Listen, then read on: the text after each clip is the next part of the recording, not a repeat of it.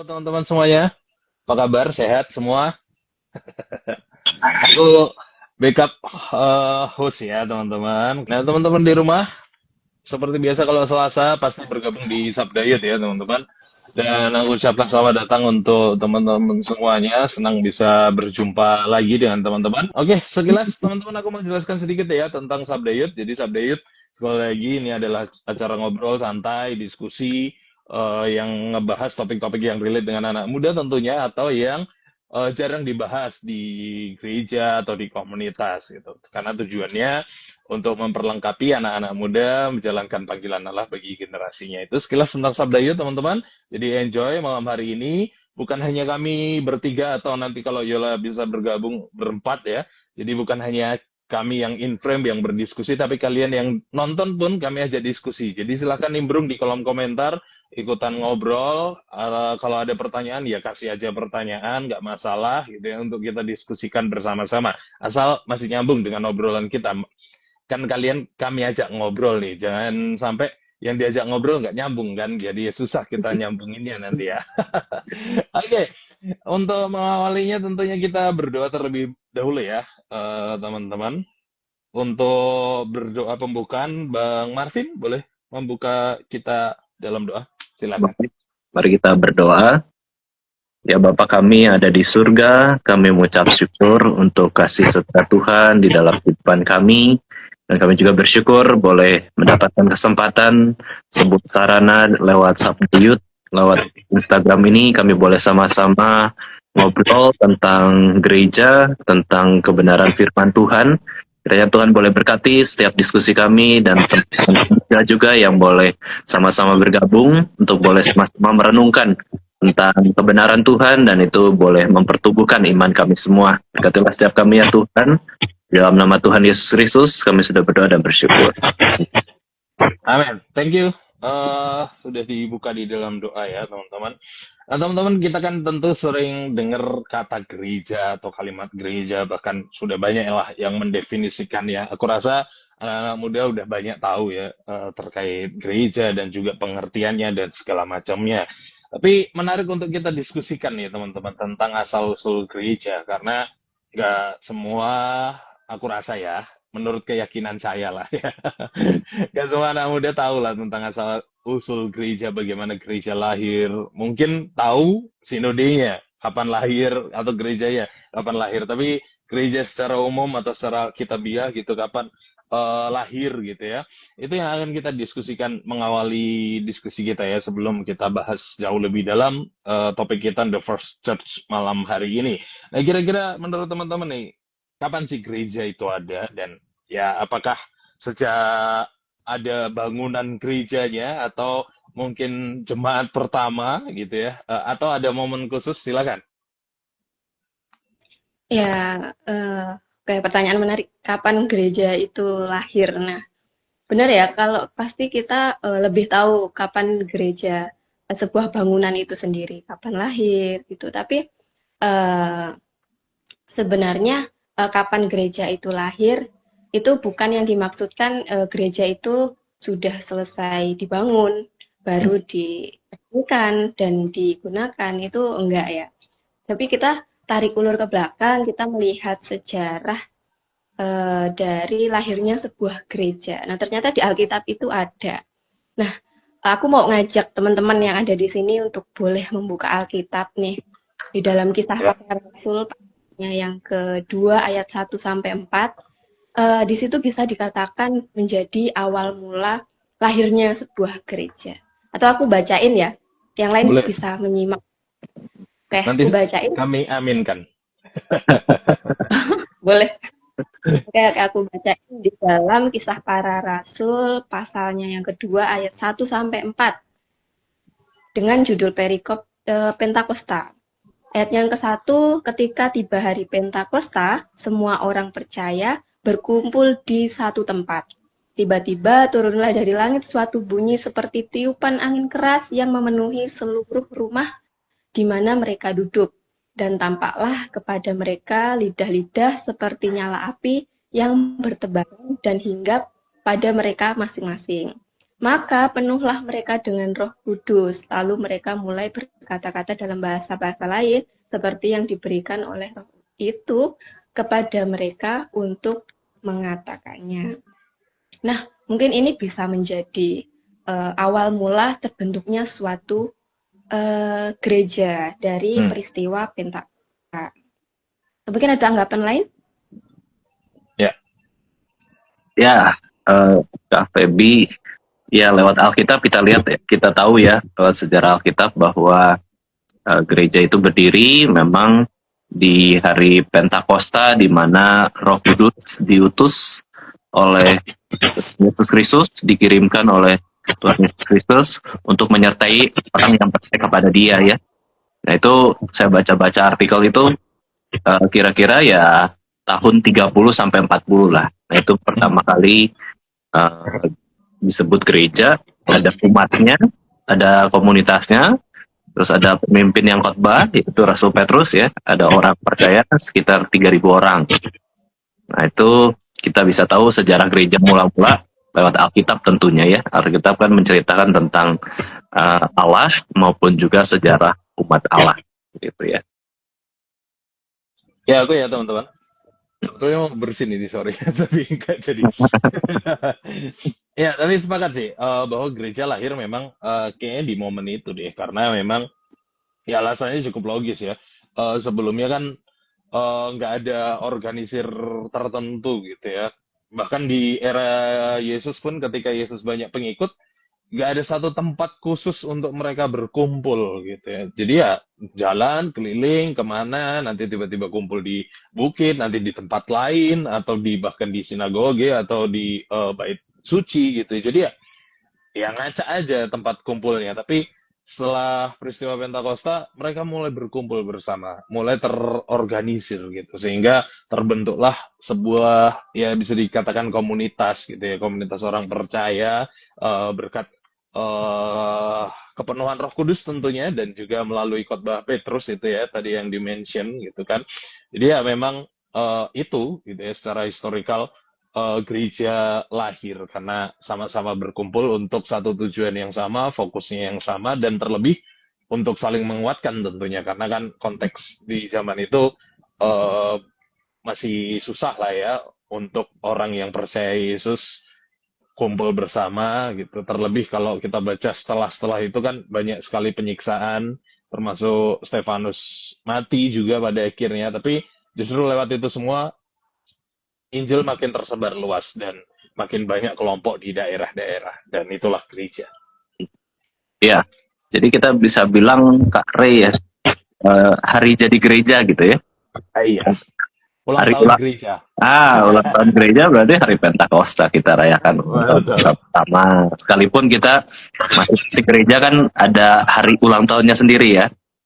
Iya. Tahun berdirinya kapan, sinode gereja, tapi kita punya satu hari jadi yang sama ya, sebenarnya hari Pentakosta itu hari ulang tahun kita semua ya umat Kristen ya.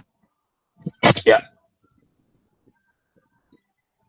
Ya, benar ya. Kalau kita tahu bahwa hari lahirnya itu ternyata dimulai dari hari Pentakosta itu kayaknya kalau kita tahu kita lebih memaknai gereja itu apa sih. Jadi kayak yang ya nggak sekedar gereja aja, ada peristiwa yang luar biasa sebelum lahirnya gereja itu.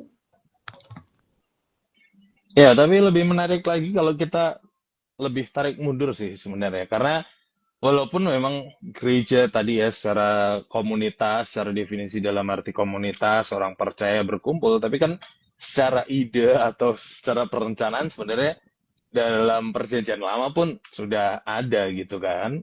Nah, menurut teman-teman nih, gereja dalam perjanjian lama seperti apa? Kan menarik juga ya. Kalau memang perjanjian baru itu lahirnya, apakah perjanjian lama nggak ada gitu ya, nggak ada gereja, atau seperti apa nih? Ya, oke. Saya mau coba jawab ya. Berarti kita harus masuk ke definisi gereja gitu lah, Kak Ray ya. Tipis-tipis aja dulu. Tipis-tipis. Oke. Ya, pasti kalau kita lihat kan di perjanjian lama ya tetap ada umat Allah ya. Percaya kepada Allah yang sejati, sekalipun Yesus Kristus belum dilahirkan, Roh Kudus juga belum turun, tapi kan Allah yang sejati itu ya sudah menyatakan dirinya pada khususnya bangsa Israel gitu, sebagai bangsa pilihan yang dimana Tuhan pilih mereka menjadi umat kesayangan Tuhan sendiri, sehingga umat kesayangan itu bisa mengenal Tuhan yang sejati siapa, sekalipun masih bayang-bayang ya, belum terlihat dengan jelas baik Kristus maupun Roh Kudus. Tetapi Allah yang sejati itu sudah menyatakan diri kepada bangsa Israel. Nah, mereka yang percaya kepada Allah yang sejati, konteks perjanjian lama Allah Israel, ya Pak, mereka juga disebut umat Allah atau gereja ibaratnya ya. Gitu. Ya, menarik. Ya, benar sih apa yang Kak Martin. Kalau zaman dulu tuh gereja itu kalau di perjanjian lama ya umat pilihan Allah, bangsa kudus itu, dan mereka kebanyakan dari mereka tuh pusat ibadahnya mereka berkumpulnya kadang di kemah suci, di Bait Allah, di Yerusalem seperti itu. Mungkin kita bisa melihat gereja di perjanjian lama itu seperti itu. Ya, sepakat sih. Makanya itu aku singgung ya, lebih tarik mundur lagi supaya nggak dalam tanda petik terpaku bahwa gereja kan baru ada di perjanjian baru, seolah-olah di perjanjian lama bukan gereja, atau mungkin melihat Israel sebagai rencana Allah yang gagal gitu ya, dalam tanda petik, dalam arti Israel karena berdosa ya udah hapus saja gereja dalam definisi Israel lalu dibentuk gereja yang baru, kan nggak, sebenarnya kan saling berkaitan gitu ya. Jadi dari perjanjian lama pun konsep gereja sudah ada gitu kan. Jadi ya lahirnya sudah lama tapi benar-benar terbentuk secara komunitas ya Pentakosta itu. Itu sih. Ya, oke. Bener sih. Dari tadi kita udah bahas tentang lahirnya gereja. Luar biasa ya kalau kita tarik ulur tentang lahirnya sebuah gereja. Nah, dari saat tadi kita bahas tentang gereja, awal mula terbentuknya gereja, sekarang kita mau bahas mengenai pertanyaan yang sederhana tapi sebenarnya cukup dalam kita semua. Nah, kadang kita bahwa gereja itu siapa sih, atau gereja apa? Nah, mungkin kalau kita selama ini terdoktrin dari kecil, ayo kita pergi ke gereja, dan kita membayangkan gereja itu adalah ya penglihatan kita secara fisik. Nah, yang kebayang adalah gereja itu adalah ya tempat gitu. Tapi apakah gereja itu cuma sekedar tempat, cuma sekedar ruangan? Nah, atau ada makna lain yang bisa kita gali, ada makna lain yang bisa kita pelajari sebagai kita orang percaya? Ya, menarik sih. Faktanya harus kita akui bahwa gereja memang bangunan gitu ya. Dalam arti ya fisik, ya terkait gedung mungkin juga. Jadi ya memang gereja adalah bangunan. Makanya sinode kan biasanya mengawali namanya adalah gereja apa gitu. Kayak Bang Marvin tadi, gereja Reform Injili Indonesia. Saya gereja Tuhan di Indonesia. Di Timor Leste juga pasti ada church atau gerejanya gitu ya. Jadi ya nggak bisa dipungkiri bahwa memang gereja adalah bangunan, tapi memang ya benar juga. Jadi gereja nggak sebatas bangunan. Kalau Paulus kan mendefinisikan gereja sebagai umat Allah, tubuh Kristus gitu kan, dan juga bisa dikatakan bait roh Allah, bait roh kudus, dan itu memang benar adanya kan. Di dalam perjanjian lama gereja ya berarti kemah suci dalam tanda petik di mana Allah hadir gitu kan. Nah, itu kan bisa luas gitu. Allah hadir sekarang di hati kita juga. Jadi kita juga gereja. Allah hadir di mana? Walaupun jangan sampai bias ya. Seolah-olah dimanapun ada Allah. Ya memang dimanapun ada Allah sih. Tapi maksudku jangan sampai kita menormalisasi bahwa yang penting ya berarti di pohon aja kita ibadah karena ada Allah. Enggak gitu juga ya. Dalam konteks yang lebih luas ya itu di mana Allah hadir ya bisa disebut gereja ya, tapi tentunya bukan mengeneralisir. Nah itu dia. Jadi ya kalau ditanya apa dan siapa, apa ya gereja bangunan, siapa ya gereja kita juga termasuk. Itu sih. Iya, mungkin kalau anak-anak Kristen kali ya yang masih kecil, pasti definisi gereja itu adalah gedung ya. Pasti Ya, mereka, oh hari Minggu diajak orang tua ke gereja, berarti kan gedung, tempat. Tempat untuk apa? Untuk beribadah kepada Tuhan, bertemu dengan orang-orang Kristen lainnya, ya, dari berbagai tempat, dan akhirnya ya sama-sama beribadah satu hati, beriman pada Kristus, kurang lebih kayak gitu ya. Kita lebih dalam lagi, betul. Ternyata Alkitab menjelaskan tuh gereja memang kumpulan ya, kumpulan umat hmm, percaya yang adalah orang-orang yang mau sama-sama satu hati untuk menyembah Kristus. Jadi waktu kita di Minggu, kita pergi ke gereja, ke suatu tempat, gedung, tapi kita juga adalah gereja, umat Allah yang mau menaati perintah Tuhan ya, ingat dan kuduskanlah hari Sabat. Kita di hari Minggu, kita berkumpul sama-sama menyembah Kristus dan juga muji, lalu kita sama-sama bersekutulah satu dengan yang lainnya. Ini mungkin saya pikir Kak Ray dan Kak Feby ini menjadi keunikan kekristenan kali ya, karena gedungnya gereja, tapi umatnya juga disebut gereja. Kita tahu ada makna yang khusus kan, kita kepala, dan gereja sendiri harusnya kepalanya adalah Kristus ya. Kita tubuhnya, anggota tubuh yang sama-sama mengikuti sang kepala, sehingga meskipun kita berbeda ya kita sama-sama melayani Tuhan untuk kemuliaan Kristus gitu ya. betul.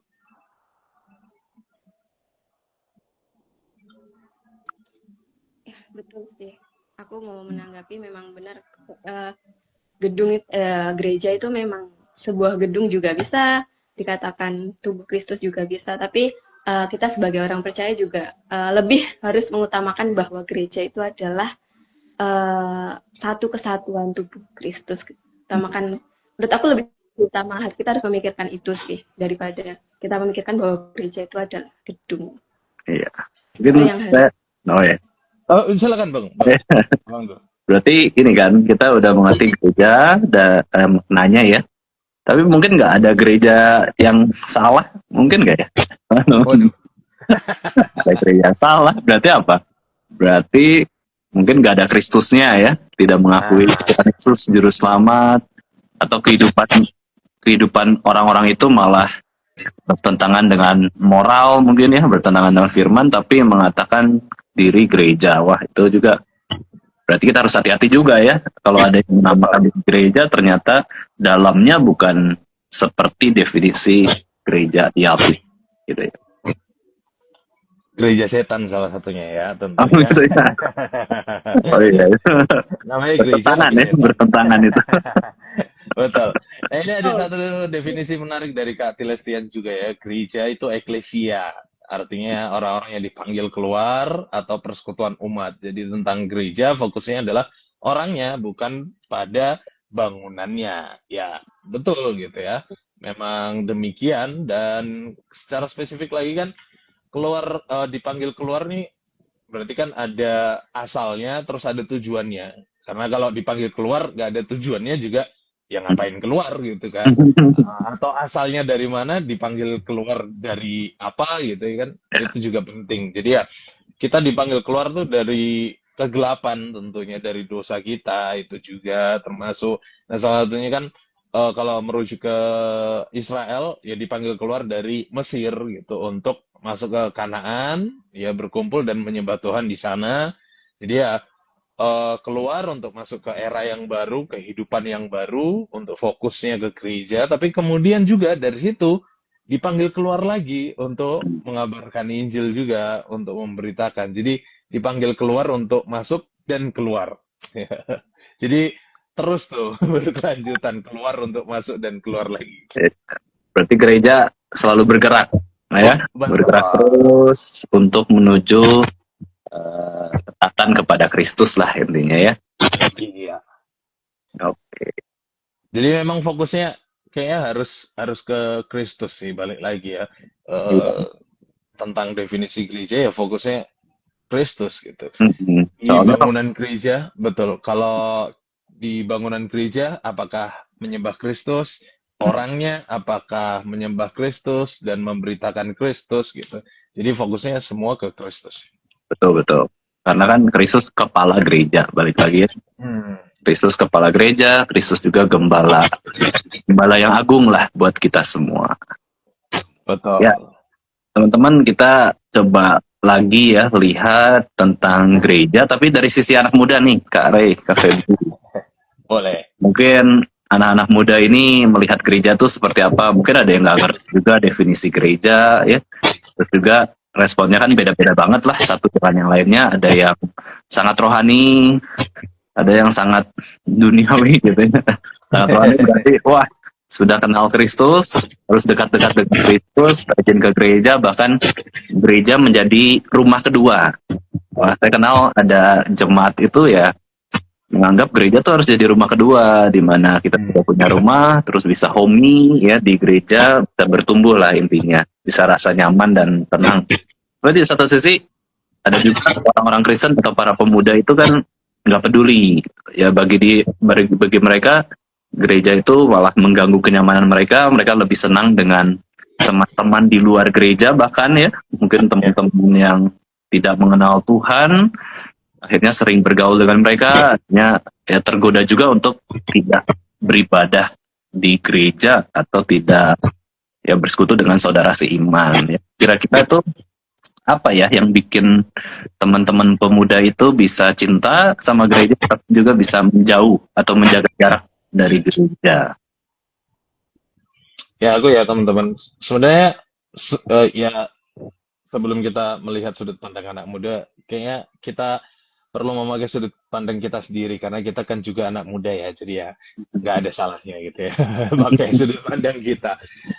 Ya sering sekali gereja itu kayak tempat apa ya? Aku sering mengatakan tuh pecutan ayat firman Tuhan gitu ya. Jadi ketika anak muda masuk melakukan suatu entah itu tindakan praktis ataupun yang lebih berat lagi doktrinal gitu ya.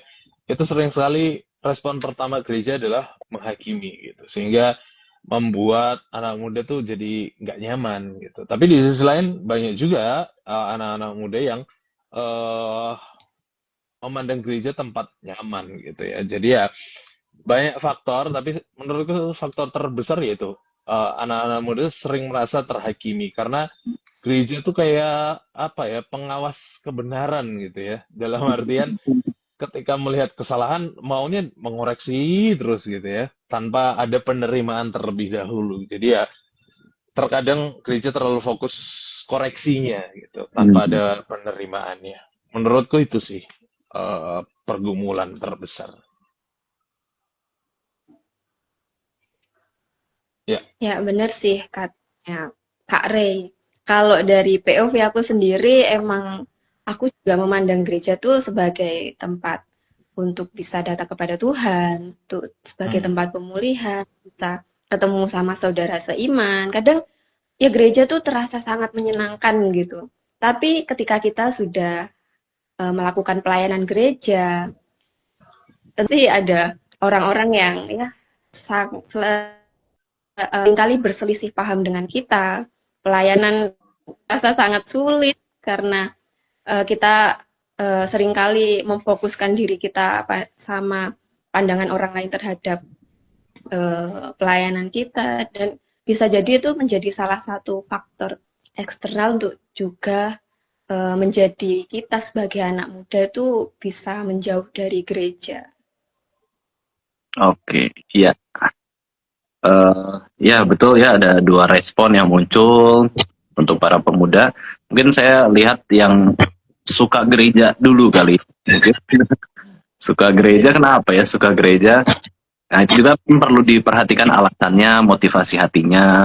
Kadang-kadang ada yang egois juga ya, senang gereja ya karena dapat keuntungan mungkin ya dan lain-lain lah. Tapi satu sisi kita sebagai umat Tuhan harusnya suka ke gereja atau ibadah di gereja itu harusnya kan karena taat Kristus ya, karena kita bisa ya itu seperti doa Bapa kami tuh, datanglah kerajaan Tuhan. Kita mau memperluas kerajaan Tuhan dengan cara apa? Ya dengan mengembangkan gereja yang ada. kita bisa sama-sama juga saling mengasihi di gereja, menjalankan perintah Tuhan. Nah, itu yang mendorong harusnya kita sebagai umat Tuhan tuh senang ke gereja, karena kita bisa taat, kita dibentuk juga semakin kenal firman, mendapatkan manfaat rohani lah ibaratnya. Tapi mungkin ada sebagian yang menjauh bukan karena diri mereka belum mengerti gereja, tapi lebih ke arah mungkin karena gesekan di gereja ya dengan sesama. Ya, tadi mungkin menurut Kak Ray ada yang terhakimi, ada juga yang mungkin para pemimpin di gereja ya, karena gereja kan organisasi juga, institusi, ada pemimpinnya. Nah, para pemimpin mungkin tidak jadi teladan yang baik, sehingga anak muda kok mungkin lihat kok teladannya kurang baik ya, jadi malas nih pelayanan gitu ya. Padahal itu mungkin bagian dari pembentukan juga ya, supaya bisa saling menegur atau makin dewasa satu dengan yang lainnya.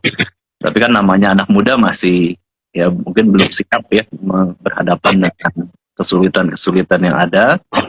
Dan ini juga ya tantangan gereja juga, sebagai gereja mensupport ya para pemuda supaya bisa terlibat lebih banyak di gereja dan mengerti makna gereja yang sejati. Apalagi saya sempat lihat statistik bilangan research center ya, ada banyak anak muda tuh yang malah mulai menjauh dari gereja, baik gereja offline maupun online. Nah, ini mungkin bisa jadi bahan doa kita dan juga evaluasi ya bagi kita juga yang mungkin di sini Kak Ray sama Kak Feby artinya suka ke gereja juga ya. Nah, bagi kita yang suka ke gereja harus juga mempengaruhi teman-teman kita. Betul. Iya. Ya, tapi memang susah sih untuk atau bisa dibilang kompleks lah. Bukan susah ya. Kompleks lah karena alasannya banyak. Ya, kalau dari suara-suara anak muda di kolom komentar ini nampaknya keresahan atau dalam tanda petik pergumulan gereja yang paling utama adalah penerimaan sih. Nah, ini kan Kak Tilestian kan ada anak muda yang semangat ke gereja bahkan aktif melayani karena gereja menerima dan melibatkan. Kalau Kak Anas, gereja sebenarnya bisa menjadi rumah kalau di situ merasa diterima. Nah, memperoleh kenyamanan, menemukan sebuah keluarga di dalam Kristus dan mau sama-sama bertumbuh. Jadi ya, kayaknya memang penerimaan ini sering sekali menjadi pergumulan berat sih bagi gereja, apalagi kalau di dalam organisasi nggak ada anak mudanya yang memimpin atau yang ya termasuk dalam keanggotaan lah gitu ya. Karena ya yang mengerti anak muda kan pastinya anak muda ya, dan cenderungnya mohon maaf yang senior-senior kan melihat dengan standar yang beliau sudah terapkan gitu ya, sehingga cenderungnya kamu harusnya gini dulu gitu ya. Jadi nggak ada penerimaannya tapi upgrade-nya didahulukan gitu kan. Itu yang sering sekali terjadi di dalam gereja yang membuat anak-anak muda males datang ke gereja. Tapi berdasarkan data yang disampaikan tadi ya, Bang Marvin tadi, itu juga ada data lanjutannya sebenarnya bahwa anak-anak muda tuh sebenarnya spiritualnya meningkat gitu ya. Jadi mungkin secara kehadirannya menurun, tapi spiritualnya meningkat, terbukti dari podcast rohani yang rame juga, nggak kalah ramenya dengan podcast yang normal gitu. Podcast rohani rame, buku-buku yang online itu juga banyak diakses. Jadi ya secara rohaninya atau secara spiritualnya meningkat, tapi kehadirannya menurun. Nah, itu menarik tuh untuk melihat perbandingan itu. Bagaimana anak-anak muda mementingkan spiritualnya daripada kehadirannya. Nah, menurut teman-teman sendiri nih, gimana memandang hal itu gitu? Apakah tetap penting untuk anak muda menghadiri secara kehadiran atau kayak spiritual aja cukup gitu ya? Seperti apa nih? Saya coba. Memang kan di 10 hukum Taurat itu ada hukum keempat ya, Kak Ray ya, Feby ya. Ingat dan kuduskanlah hari Sabat. Nah, setidaknya harusnya sih kalau memang spiritualitas pemuda itu bertumbuh, harusnya semakin giat juga ya, semakin tidaknya ya. Ya, untuk datang beribadah ke gereja, sekalipun gereja mungkin ada kelemahan, ada tantangan, tapi setidaknya mereka datang ke gereja kan karena mau eh, taat Tuhan ya, perintah Tuhan. Dan minimal ibadah minggu itu ya, hari Sabat. Harapannya ya kalau memang bertumbuh, mereka juga bisa terlibat, hadir, dan bahkan melayani ya. Kira-kira ya. Ya, Silakan, Kak Feby. emang ya aku mau. Emang bener. Jadi eh, doang yang tumbuh tapi nggak ke gereja itu menurutku juga kurang ya. Seperti tadi, Hmm. kalau kita ke gereja kita sedang melaksanakan 10 firman Tuhan yang keempat. Nah, terus juga ya apa salahnya kita datang ke gereja, kita melayani dengan lebih real, kita boleh bertemu dengan saudara seiman. Menurutku itu lebih seru daripada eh, ngapain? hanya spiritual kita tapi nggak ke gereja itu. Ya, mungkin kita bisa bandingin ya antara Hmm. dalam seminggu kita mungkin nongkrong di kafe ya anak-anak muda, kerkom ya apa kerja kelompok kerkom. Harusnya bisa lah menyempatkan seminggu sekali khususnya hari Sabat itu ya bisa datang kerja komunitas juga, tapi kerja komunitas beribadah bersama-sama orang Kristen itu hal yang indah ya, karena kita kan saudara seiman tuh. Nah, andai gambaran Tuhan adalah orang tua kan, orang tua ingin anak-anaknya tuh akur lah, kira-kira gitu ya, Ya. kumpul sama-sama, kumpul keluarga. Nah, sama juga lah kita secara rohani, kalau kita sama-sama orang yang mengasihi Tuhan Yesus ya, kita ingin berkumpul untuk mengasihi saudara seiman juga. Ya, tapi kalau kita melihat lebih dalam ya, anak-anak muda kenapa suka nongkrong kan sebenarnya ya satu karena penerimaan tadi yang sempat kita bahas, tapi juga kejujuran gitu satu sama lain. Biasanya kan dengan teman nongkrong apa adanya, ya bisa belak-belakan. Nah, di gereja ini yang sering sekali nggak bisa lepas gitu, karena dalam tanda petik ada tameng rohani. Oh, aku harus jaga ucapan. Ya bukan berarti sembarangan di gereja, tapi dalam konteks kejujuran tadi ya. Dalam konteks kejujuran kan sering sekali akhirnya jadi palsu di dalam gereja. Nah, teman-teman sendiri gimana memandang hal ini gitu? Apakah benar gereja itu justru menciptakan sebuah kepalsuan sehingga akhirnya anak-anak udah males untuk datang ke gereja gitu ya? Oh ya, boleh. Iya, ini mungkin selain kejujuran, mungkin keterbukaan kali ya. Jadi gereja juga sebenarnya perlu memiliki wadah di mana orang juga bisa, para pemuda khususnya ya, bisa saling Mhm. sharing gitu ya. Saling sharing kan Ya, bisa mendekatkan relasi. Nah, di situ juga penting untuk jujur dan terbuka. Nah, tujuannya untuk apa? Bukan jadi bahan gosip, tetapi ya jadi didoakan lah ya. Nah, mungkin itu eh, apa yang bisa dikerjakan gereja, membuat wadah para pemuda tuh bisa saling sharing juga ya memang. Akhirnya, tapi bukan berarti ya sikap di gereja kan kita juga menuntut orang tuh bisa lebih baik lah gitu ya. hmm, Kadang-kadang memang bisa jadi munafik atau tadi ya tameng rohani atau topeng rohani, topeng. ya, Tapi satu sisi kita nilainya setidaknya kita di hadapan Tuhan tuh harus bersikap seperti apa. Gereja juga bagian dari kehadiran Tuhan yang nyata lah bagi kita ya. ya betul. Kak Feby ada tanggapan? Ya sama sih seperti Kak Martin. Gereja tuh harusnya memang bisa menjadi sebuah tempat untuk kita bisa mencurahkan apa yang menjadi pergumulan kita. Memang makanya penting untuk kita datang ke gereja. Kadang komunitas-komunitas yang ada, program-program yang ada itu bisa membantu kita untuk kita lebih mengenali diri sendiri. Siapa tahu dari ibadah pemuda, dari persekutuan yang lainnya, oh, kita malah lebih bisa mendapatkan keluarga di situ. Kita bisa mendapatkan orang-orang yang mau menerima kita. Nah, makanya dari situ eh, penting untuk eh, apa ya, datang ke gereja dan ya menjadikan gereja suatu tempat untuk kita boleh merasa dipulihkan seperti itu. Ya, aku jadi teringat juga sih bahwa Alkitab juga menekankan kuduslah kamu sebab aku kudus gitu ya. Allah kudus. Jadi ya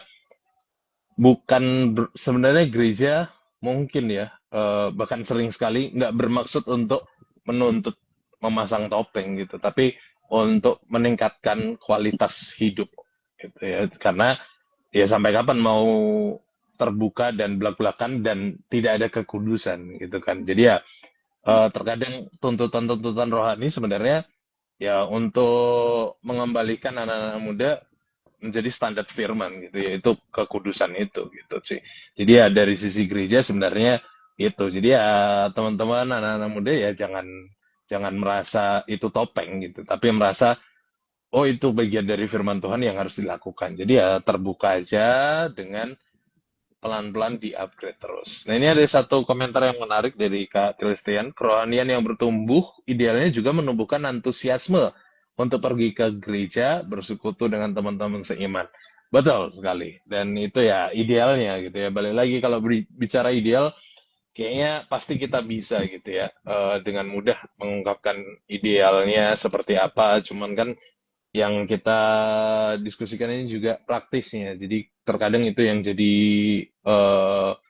kesulitan sendiri karena idealnya seperti itu tapi praktisnya ternyata berbeda gitu ya. Jadi aku teringat juga bahwa gereja memang baiknya itu gereja yang menerima, gereja yang mendengar, gereja yang mengenal juga, dan gereja yang memuridkan. Jadi harus ada pemuridan ini sih untuk meningkatkan kualitas anak-anak muda juga gitu ya. Jadi bukan hanya sebatas banyakin acara supaya anak-anak muda datang gitu ya. Itu kayak ya kurang juga ya. Mungkin anak-anak muda datang tapi ya isinya gimana ya nggak tahu lah gitu ya.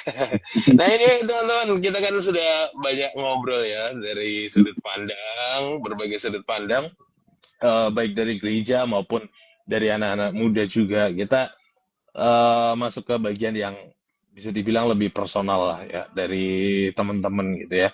Kalau selama ini kita mungkin merasa jauh, tapi kayaknya kita nggak mungkin jauh ya pelayanan di gereja gitu ya. Bukan sombong atau apa gitu ya, tapi kayaknya kalau jauh malah bahaya gitu ya, pelayanan kita jadi gagal gitu ya.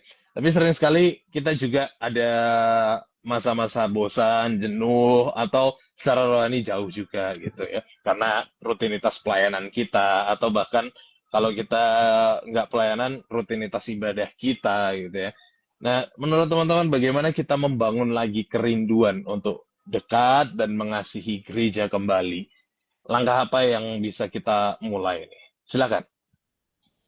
Oke, ya, betul ya tadi soal gereja, kita pada akhirnya memiliki definisi atau makna yang salah tentang gereja, ya pada akhirnya kita nggak bisa memiliki kerinduan untuk bertumbuh, mengasihi gereja, dan juga datang kepada Tuhan ya. Kalau kita punya definisi yang salah, ya pertama-tama ya kita harus mengerti kebenaran dari Tuhan sendiri, dari firman Tuhan sendiri, apa sih makna gereja dan bagaimana kita harus hidup sebagai umat pilihan di hadapan Tuhan. Saya teringat sih kalau soal gereja itu, kalau kita mau bertumbuh tuh ada beberapa sarana-sarana anugerah ya, supaya kita bisa bertumbuh. Itu bisa lewat firman Tuhan, dan bisa lewat doa, maupun juga sakramen yang dilaksanakan di gereja, khususnya sakramen bagi orang Kristen yang berulang kan perjamuan kudus ya. Itu yang bagi yang sudah baptis dan dewasa juga. Nah, ketika kita terus dekat sarana anugerah itu, anugerah Tuhan akan Tuhan berikan supaya kita semakin dibentuk kerohanian kita, supaya kita memiliki hati yang takut akan Tuhan dan mau mengikuti Yesus serupa dengan Kristus. Nah, kalau kita semakin serupa dengan Kristus, pasti kita pandangan gereja akan semakin tinggi, karena gereja kan kepalanya Kristus, gitu ya. Maka kita membentuk rohani kita dengan sarana-sarana anugerah yang sudah Tuhan berikan lewat firman dan doa. Ada yang bilang sih, Kalau firman tanpa doa, kita bisa jadi kering rohani. Tapi kalau doa tanpa firman, kita juga bisa jadi emosional secara rohani saja, tapi nggak ngerti kebenarannya bagaimana gitu ya. Kan kita harus perlu ya kembali lagi mengevaluasi disiplin rohani kita, ya saat teduh kita supaya boleh bertumbuh bersama-sama, kira-kira seperti itu.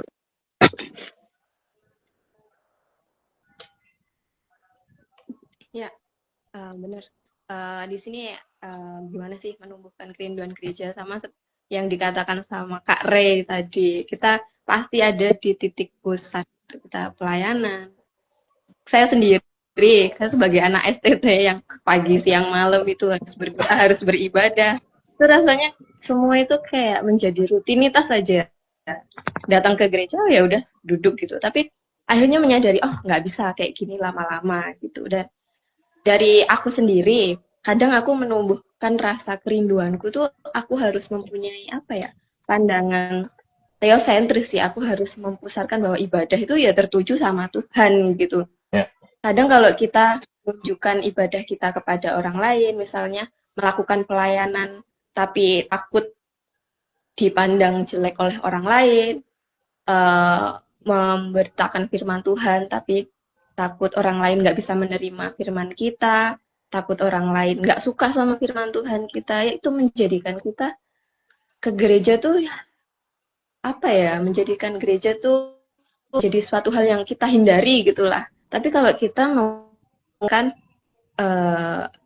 tujuan ibadah kita ini, oh aku tuh harus datang ke gereja karena Tuhan ya sudah memerintahkan, dan kita sebagai ciptaan Tuhan tuh ya kita harus memuliakan Tuhan dan menyembah Tuhan gitu. Jadi ke gereja tuh merupakan suatu apa ya, kebutuhan kita sebagai manusia yang harus menyembah Sang Pencipta seperti itu. Mungkin kalau kita mempunyai pikiran seperti itu, kita akan bisa menumbuhkan kerinduan kita untuk dekat dan terus mengasihi Allah dengan cara datang ke gereja sih. Itu dari aku. Ya betul, sepakat yang disampaikan teman-teman ya. Dan nambahin dikit aja, karena kita sadar Kristus adalah kepala gereja, artinya untuk menumbuhkan antusiasme ke gerejanya, ya kita harus menumbuhkan antusias ke Kristusnya. Karena itu pasti otomatis tuh kalau kita dekat dengan Kristus melalui doa, penyembahan, firman, ya pembacaan firman secara utuh, kita pasti antusias juga datang ke gereja, dan itu akan mendorong kesadaran kita bahwa gereja ini adalah tempatnya orang-orang dalam tanda petik bermasalah gitu ya, dalam artian bermasalah tapi yang rindu kepada Tuhan. Jadi sangat mungkin untuk ada konflik, ada mungkin iri hati, ada bahkan perpecahan juga mungkin gitu. Toh di Alkitab juga ada contohnya gitu ketika Paulus menghadapi sebuah perpecahan suatu jemaat gitu kan. Jadi ya secara realitas itu tetap ada. Cuman karena fokus kita ke Kristus sebagai kepala, ya itu nggak akan mempengaruhi sukacita kita, nggak akan mempengaruhi rasa antusias. Tapi ya kayaknya terlalu munafik lah kalau aku katakan itu nggak mempengaruhi. Pengaruh, tapi nggak membuat kita goyah untuk undur lah dari gereja. Mungkin itu ya lebih tepatnya ya. Ada lagi? Nah, Ya, silakan. mungkin berarti kalau kita rasa mungkin kita berat ke gereja atau rasanya bosan, malas, bisa nggak kita bisa katakan bahwa mungkin kita harus lebih tekun dalam berdoa dan merenungkan firman kali ya, supaya kita akhirnya cinta kembali pada Kristus. Kita juga menyadari kita tidak hidup dari roti saja, tapi hidup dari firman Tuhan kan. Berarti kita butuh menaati firman lah istilahnya gitu ya. Kita Betul. cinta Tuhan Yesus, ya kita makin cinta menaati firman Tuhan, kira-kira gitu. Ya betul.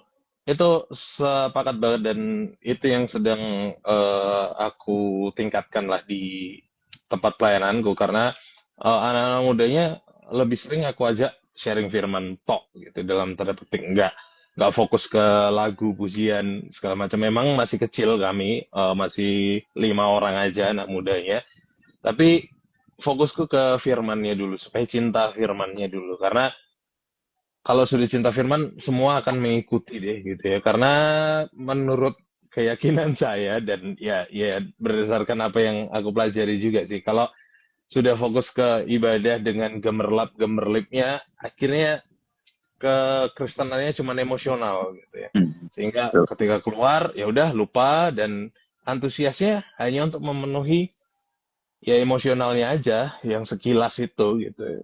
Tapi kecintaannya kepada Kristus itu jadi kurang atau jadi samar gitu. Dan justru malah menganggap ya Kristus kan ada melalui pujian. Ya ada benarnya, tapi ya iman kan timbul dari pendengaran firman ya, bukan dari pujian-pujian. Mungkin jadi Itu sih. kita bisa nasihatin anak-anak muda juga ya supaya rajin saat teduh ya. Saat Betul. teduh, baca firman itu kan tanggung jawab pribadi lah sebagai orang Kristen. Kalau Ya, tanggung jawab yang pribadi sendiri dan mungkin kita bisa katakan kecil saja kita tidak lakukan ya sulit juga Tuhan percayakan hal-hal yang lebih besar kira-kira seperti itu. ya dan mungkin eh terakhir ya, atau kalau Kak Feby mau nambahin lagi, boleh banget. Ya, jangan nuruti mood sih. Kadang mood kita memang sering sekali naik turun gitu ya. Dan ke gereja bukan berdasarkan mood kita. Justru percayalah ketika kita nggak mood, itu sebenarnya titik terbaik untuk kita berjumpa dengan Kristus ya melalui gereja, karena akan ada ya kekuatan teguran juga termasuk gitu ya ketika mungkin kita nggak mood, tapi juga evaluasi sih bagi gereja menurutku ya di dalam pelayanan, supaya gereja tuh bisa melihat dan memandang ini sebagai sebuah pergumulan juga gitu ya, karena jangan sampai cuman menganggap ya itu urusan anak muda, berarti anak mudanya yang bergumul, kita gereja lepas tangan gitu kan. Enggak juga. Jadi ya gereja harus kreatif juga sih. Bagaimanapun supaya tetap relevan dengan zaman, tapi tanpa kehilangan esensi dari firman atau dari Kristus sebagai kepala. Ya, karena banyak realita juga gereja terlalu mengikuti zaman, akhirnya lupa terhadap firman atau terhadap Kristus, tapi ada yang terlalu fokus terhadap Kristus sehingga lupa relevan dengan zaman ya, jadi tetap harus seimbang menurutku ya. Ada lagi dari teman-teman? Ya. Dari aku mungkin Kak ya, berarti Silakan. memang eh, menumbuhkan rasa rindu untuk datang ke gereja tuh dimulai dari diri sendiri dulu ya Kak ya. Betul. Baru mungkin nanti yang eksternal bisa membantu seperti itu ya Kak. Betul sekali. Dan ini komentar dari Kak Tilestian ya, banyak buka hati terhadap firman, tetap hadir beribadah, terus mau mengenal jemaat lain dan mau terlibat pelayanan. Betul sekali sih ini. Karena semakin banyak jemaat, semakin ego kita semakin tinggi karena nggak kenal satu sama lain. Dan ini jadi tantangan juga. Tapi ya, mari kita mengenal satu sama lain supaya juga terasa dukungannya gitu ya. Mungkin mulai dari mengenal samping kanan kiri kita kalau kita datang ke gereja, kenal nggak kita dan mau nggak kita kenalan gitu ya. Kadang terlalu fokus ke diri sendiri, fokusku ibadah sama Kristus, jadi lupa kanan kiri gitu ya. Jadi ya semangat teman-teman. Waktu membatasi kita teman-teman sudah jam 8, artinya kita saatnya berpisah. Tapi sebelum berpisah, bolehlah dari teman-teman Bang Marvin maupun Kak Feby beri closing statement-nya. Satu kalimat aja penutup ya. Dari Kak Feby dulu, terus Kak Marvin, nanti aku terakhir. Silakan. Ya, semuanya terima kasih ya udah eh, yang menonton live ini maupun kita yang sama-sama belajar. Hari ini kita sudah belajar mengenai apa itu gereja. Nah, setiap eh, pelajaran yang sudah kita bahas, dari gereja yang sudah kita bahas, bagaimana menumbuhkan kerinduan untuk dekat sama Tuhan, apa aja kendala dalam gereja, itu bisa menjadi semangat dan menumbuhkan iman kita terus-menerus untuk kita boleh datang ke gereja. Itu sih mungkin dari aku. Sip. Ya, kalau dari saya ya ingat terus identitas diri kita sebagai gereja yang adalah mengikut Kristus, yang adalah umat Allah yang sudah ditebus dengan darah Kristus yang begitu mahal ya. Kita mau hidup sebagai gereja sebagaimana Tuhan sudah rancangkan dan kehendaki dalam hidup kita, untuk jalankan perintah yang terutama, mengasihi Allah dengan segenap hati, juga mengasihi sesama manusia. Mengasihi Yesus berarti kita mengasihi juga umatnya atau gereja ya.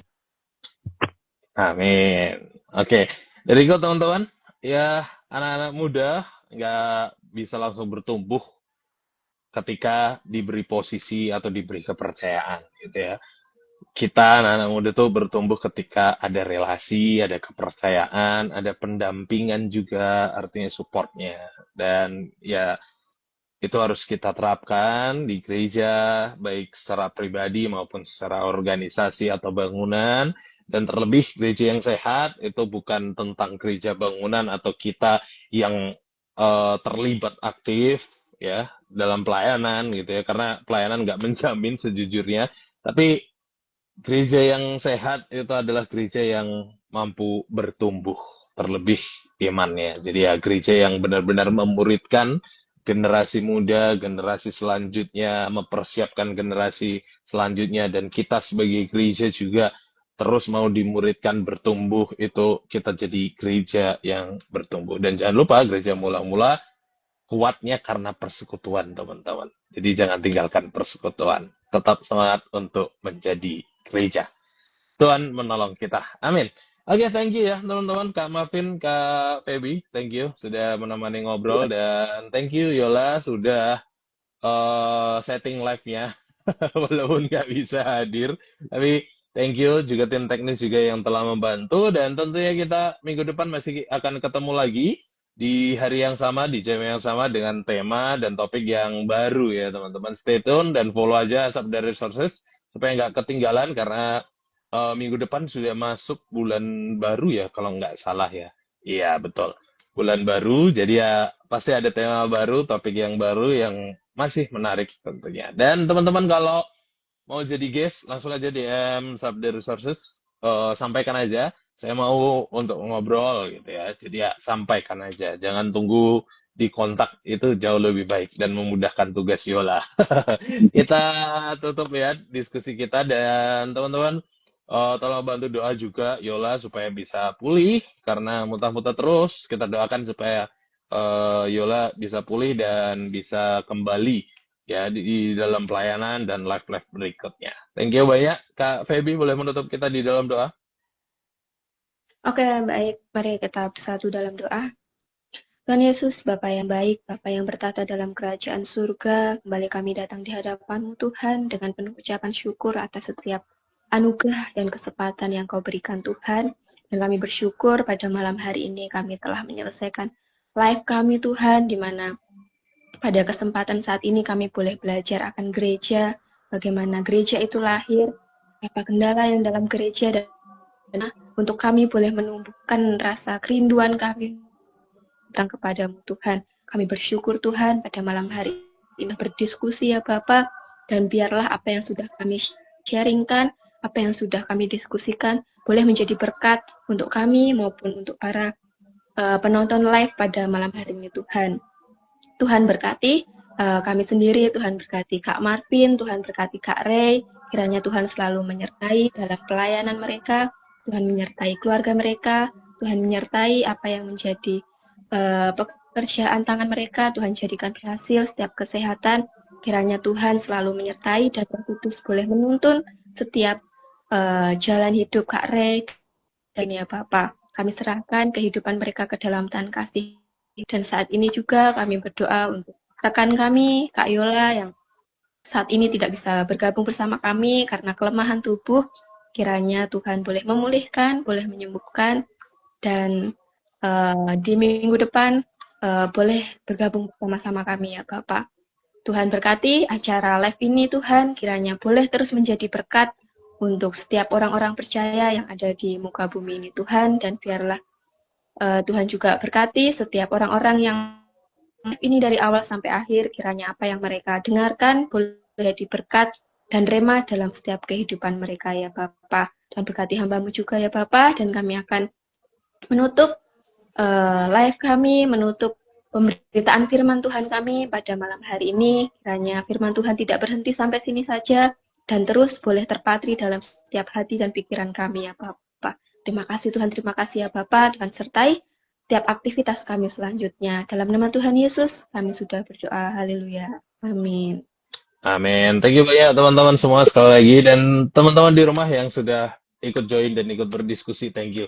Maaf kalau ada yang terlewat belum dibacakan. See you minggu Thank depan. you God bless. semua.